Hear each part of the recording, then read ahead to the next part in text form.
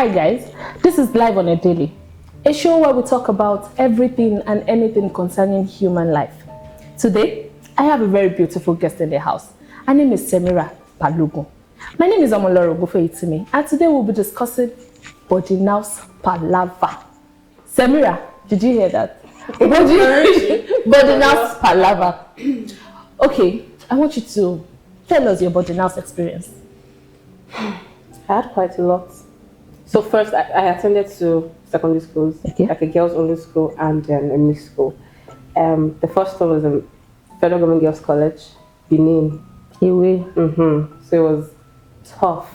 I wish I didn't go. Well, don't let me say I wish I didn't go because I made some good friends. I met some good people. So my GS 1 to 3 was not very. The experience was. So first there was bullying and fagging. So I don't mean to be rude to Benin people. I'm sorry, but most of them don't really have respect like that.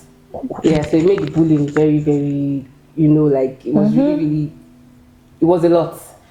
First,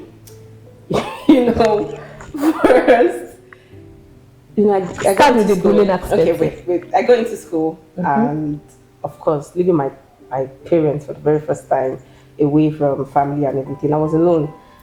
So that one was, on the side, and then I had seniors. I don't know how to put it. The experience was not. How do I explain it now? So I didn't have the whole.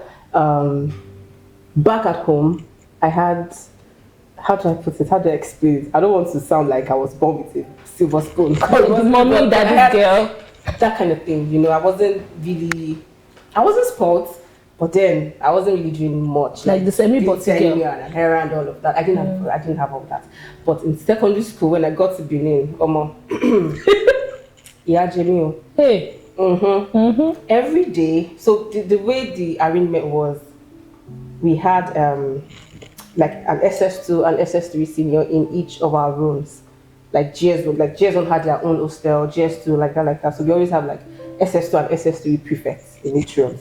And then you always have to fetch water for each, like both of them, every day. Because they always have like buckets of water under their bed. So once they always have water, but once it's your turn and you don't fetch, it's wahala. Must you do that? You can't tell them you cannot. Tell who that you cannot. The seniors. That's what I'm saying. They don't have respect to begin with. I don't care at this point. They don't have respect. So there's nobody, when you're in Yoruba, it's going to look like I'm being tribalistic or something. But you don't have to say it. Yeah, actually. Benin, there's no... I feel like saying it in Yoruba. Or something. Like, that respect is not there. But hold on. They're not really hard on it. Unlike when I became a senior in the other school that I went to eventually, the mixed school, my mother would tell you, do you understand? I didn't send you to school to punish or to bully or whatever. That's not what I sent you to school to. But Benin, they don't have their parents doing that. So it was really, really on the eye side. They punish you. You report to your... Every visiting day, I report to my mom or whoever it is that came to visit, maybe my mom or my dad. My father didn't even have one life. He said, well, one day you become a senior, so there's nothing I can do. My mom would say, what do I go and start dragging now? Even if they drag them or they report them and say, please, you have to leave. Oh my God. And the kind of punishment that you get. I really don't want to remember all these experiences. But wait, we're talking about Benin people. And all of them in the school, are they all Benin people? Because I was in the school and I wasn't. So your seniors? Well, I counted most of them. I think most of the seniors that I had were Benin. Like, yeah. The wicked ones. Yes, they're all Benin. Yes, none of them were Yoruba or from. Okay, so how about the second school? Quite mild. I didn't have, because I was already in SS1, so I was not like a senior, and it was a mixed school, so they didn't really have that. I think what I had in the Becky Parker College is a Ghanaian school in Akure. That one was just a bit. It was difficult mixing, leaving a girls' only school. There was this orientation, not like they called us and they were giving us that orientation, but something that I just sort of picked up is like, you have to be hard on guys, that kind of thing. So moving from a girls' only school and then going to a mixed school, I was always frowning. I didn't want to mix with like I didn't want to talk to guys or anything. I don't understand why. You just want to talk to girls. I was just in that, always being defensive and all of that. So I didn't have the bullying, but having to mix, it was just a bit difficult at first, because I didn't have that coming. The only male I was seeing, apart from, of course, when I go home, were just the teachers and maybe the house masters, because they had male. Okay, the fact that you don't want to talk to guys, does it have to do with you coming from a girls' only school? Yeah, I think it had a lot to do with it. Sorry. Is there something affecting you psychologically? About leaving a girls' only school about going to a girls' only school? Yes, really. Oh, do you want to? Are you saying that, like, right now, am I still having then and now? I'm not quite sure if I still feel some, but the experience that I had in the girls' only school. So apart from the bullying, there was this thing that used to happen. It's being the lesbianism thing. I was going to go there. Yeah, so the seniors were very brutal. So when they want to punish you, or they feel like you deserve to be punished for whatever it is, they touch you inappropriately. And there was nobody you could tell that kind of thing. It was as if it was a normal thing. Like nobody to report to. It wasn't like there wasn't anybody to report to, but even when you report, you still get punished for the same thing. So that happened, and for leaving the girls only school and then going to a mixed school, I just didn't really want to have anything to do with guys. Even talking to them, it was really tough. But then I had brothers, so it was a different thing. Before, I think it was SS2, I said to warm up to, okay, I can have guys or males as my friend. And it just got better from there. All right, guys, let's go on a short break.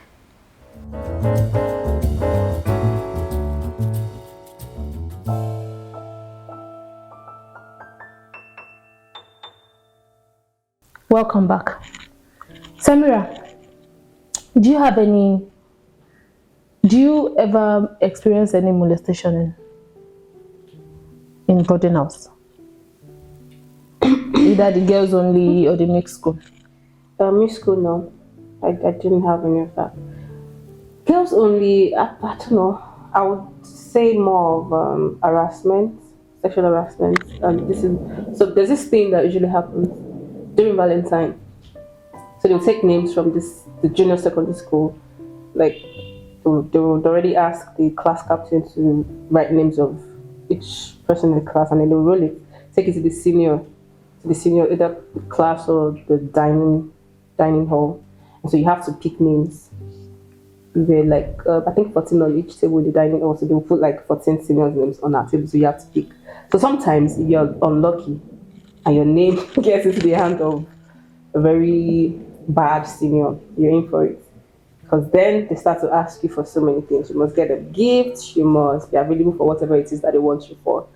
And so I was unlucky. I think I was in GS3. I was already in GS3 or GS2, I can't remember. And then the senior I think she came looking for me in class or the dining hall. Because that's where it's easy to get anybody actually, because nobody wants to miss their food time. So she called me out, and then she was like, so I got your name, you're my Val. She wanted me to, it was really crazy. She was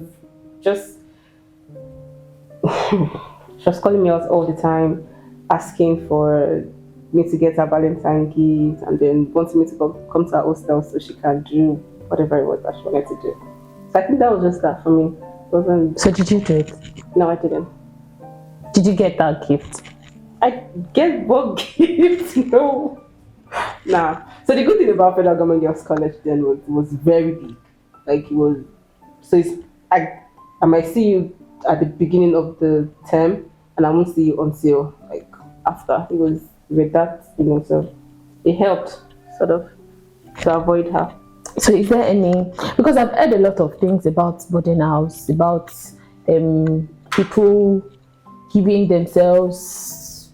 initiating themselves into some things, and I think the cult thing. Yes. Yeah, that was.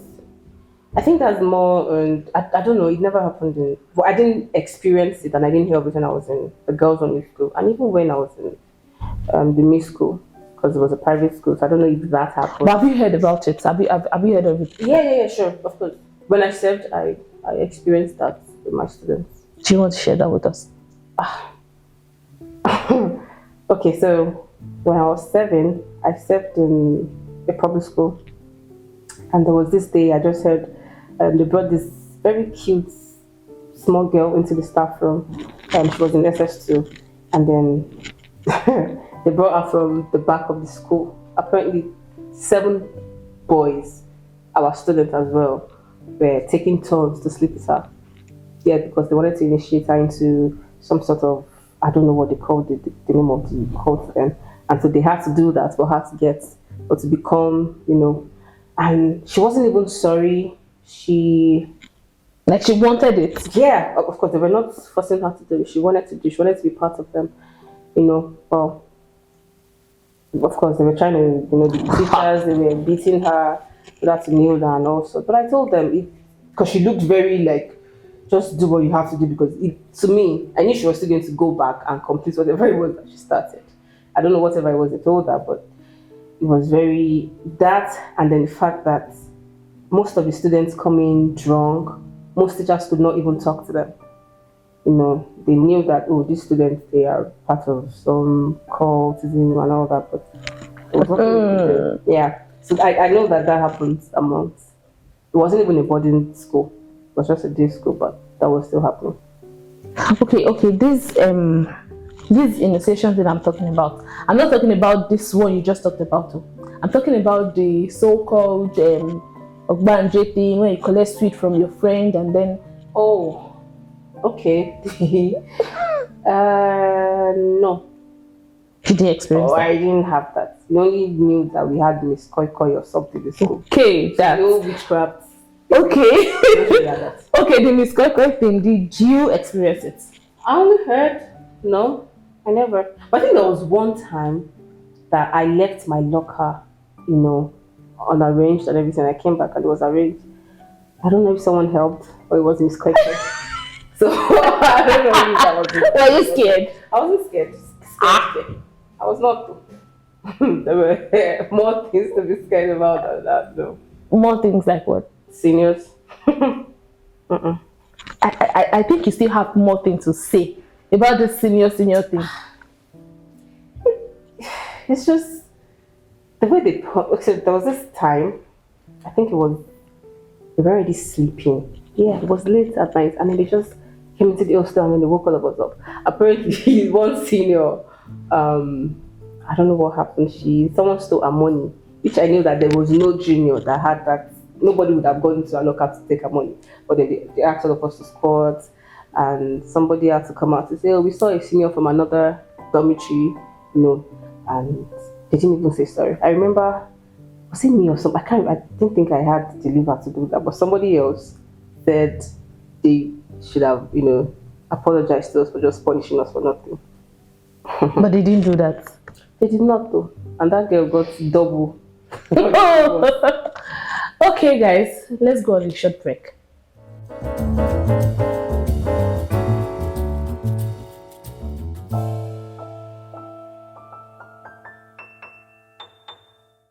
Welcome back, guys. So, Samira, did you hear about the children that had sex in Dubai? Those children that went for an excursion and had sex in Dubai? Yes, I heard. So what's your take about that? It's a very unfortunate situation that happened there. But I don't understand why a lot of people were acting all surprised, or it's not something that they have heard, or even these things have been happening. They've been happening even long before now. And it's sad that parents feel like it's, I understand that, yeah, they're busy and all of that. And about these children, you can't really, they were on excursion, so you can't totally blame. No, not like tame, but they were supposed to be, they had their teachers and their house, whatever, or it wasn't even a boarding, I don't know. But there's a guardian. They had these people with them, and still, they were able to do that. That tells you what's It's I really don't like going deep into. There's this thing that happened to my friend's son. Yeah. She left her son with someone. She traveled, she went on a trip. So she left her boy there. And then there's another older boy in that same hostel. And the boy was trying to touch the boy and do all sorts. So people started blaming my friend that we're not sure for my stibe. Some people said you have to go and arrest those boarding house people, those guardians. So the boy was in the boarding house. The boy, not a boarding house, but it's not as if she left him in a boarding house. But she actually left him to go somewhere. I think I don't know what they call that thing. I don't know what they call that place. But you can leave your child there. You have something to do for a couple of days or week. And so when she was also blaming herself that why do I have to do this? Maybe I need to quit my job. Maybe I need to stay with the boy. I don't even know what to say at that point, because when the boy was telling his mom, the boy said it, and I was in the car with the mom, and the mom was like, so if you were in the mother's shoe, what would you have done? I can't be in the mother's shoes. I'm sorry. That you cannot leave your boy. I can't. Like you said it, I have experiences that I can't share. I can't live, like it's that bad. I don't think I can trust another human with my child. I can't. So in one word, you can only trust yourself. I can't trust, because you can't control how other people. Because I can't control other people, I just can't leave my child in care of someone else. I can't. Then you wonder what and who the older boy, what the boy has been exposed to for him to, want to do that. So when they called the older boy's mother, and then they started asking the boy questions like, where did you learn this? Who taught you this? He said some boys in my school used to do it to us, and then they grew up to do it to. Oh, so it's like a chain thing. Do you understand? Yeah. And this the school is not even a boarding school. You see? It's not a boarding school. And they do that. So what are these? Imagine What's going to happen in a boarding school? Oh wow. So guys, you've heard a lot about boarding house, and even day school, not even boarding house alone. You've heard a lot. Parents, what is your take on this? How do you plan to take care of your children? How do you plan to handle your children? Do you want to leave them in the care of some strangers, or do you want to do that yourself? It's left to you, and it's left to all of us. So guys, I'll see you guys in the next episode of Life on a Daily. Omoloro Ogufe Itimi. Bye.